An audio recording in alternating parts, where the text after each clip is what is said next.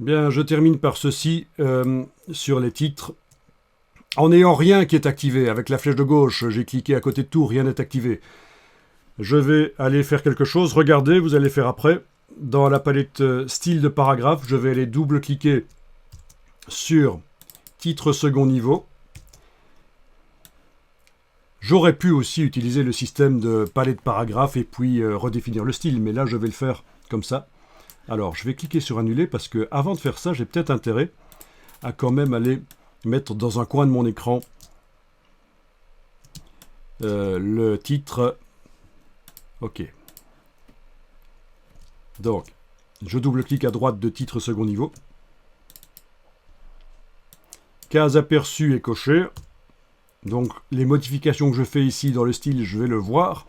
Et qu'est-ce que je vais faire? Je vais mettre le titre en drapeau plutôt qu'en justifié.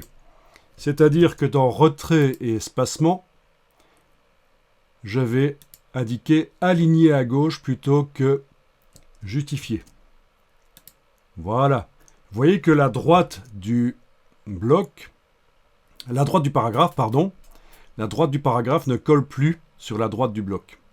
Ben oui, on est en drapeau. Ça correspond à l'icône de la première icône en haut à gauche de la palette paragraphe. Vous voyez? Les lignes collent à gauche, mais pas à droite. En plus de ça, je peux faire ceci. Retrait à droite. Je vous montre des choses qui se font d'habitude pour les titres. Retrait à droite. Qu'est-ce qui se passe si j'augmente le retrait à droite? Eh bien voilà. J'ai augmenté à 8 mm le retrait à droite. J'ai créé une marge de 8 mm. Ça a repoussé les mots vers la gauche. Donc il y a une marge virtuelle de 8 mm ici. Si j'augmente encore. Voilà.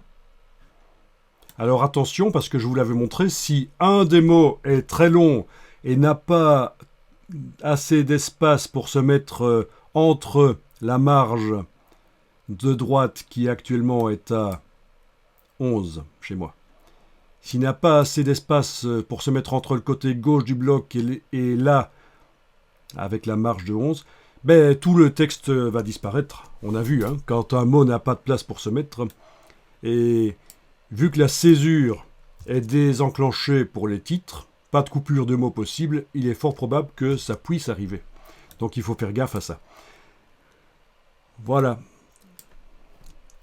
Quelque chose qui peut être assez stylé aussi dans retrait espacement, c'est plutôt que de faire un alignement à gauche, de faire un alignement à droite. Voilà. Et dans ce cas-là, la marge à droite, le retrait à droite, je vais le mettre à 0. Et je vais plutôt faire un retrait à gauche alors, pour pousser le titre vers la droite. Vous voyez un peu la logique? Voilà. Et quand je trouve que le titre est sympa, je clique sur OK. Ils sont tous comme ça. Voilà. Vous pouvez tester ça. C'est donc en n'ayant rien qui est activé, le double-clic à droite du style,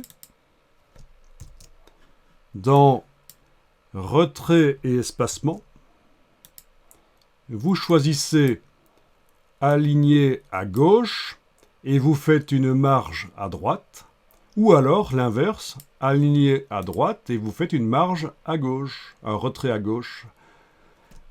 Vous choisissez l'un ou l'autre pour formater votre titre, et c'est une des nombreuses manières pour formater des titres en fait. En tout cas, ne soulignez pas les titres, ce n'est plus bien vu.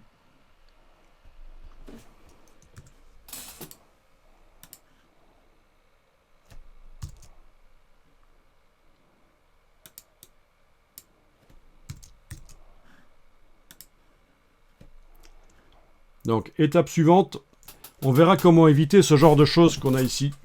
Un titre qui termine en fin de colonne avec juste une ligne ici, c'est totalement foireux. On verra comment éviter automatiquement ce genre de catastrophe visuelle. Ensuite, on mettra des images, et de deux manières. On mettra d'abord des images qui habillent, c'est-à-dire on les met par-dessus le texte et le texte s'enfuit. Il s'encourt, il disparaît. Là où se trouve l'image, il est chassé. Là où il peut. Et après, on verra comment insérer les images dans le flux du texte. Ce qui nous permettra aussi de parler des styles d'objets rapidement. Puis, on parlera des grilles modulaires. Et tout ce qu'on a appris avant sera applicable dans le cas de mise en page par grille modulaire. Je vous rappelle qu'on est là dans une mise en page par flux continu. Quand on active n'importe quel bloc, étant donné qu'on est allé dans Affichage, Extra, Afficher le chaînage de texte, on visualise le flux. Donc le fait d'enlever du texte, tout le reste va remonter. Le fait d'ajouter par copier-coller du texte, tout le reste va aller vers le bas. C'est très pratique dans le cas où on a une mise en page dont on veut modifier en fait, le contenu. Le fait d'ajouter du texte et d'en enlever ne casse pas la mise en page.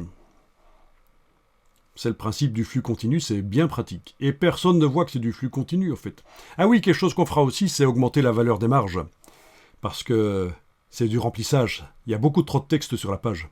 Il faut plus de blanc. Ça va donner un aspect plus classieux, plus haut de gamme, avec des marges plus grandes. Donc voilà la suite.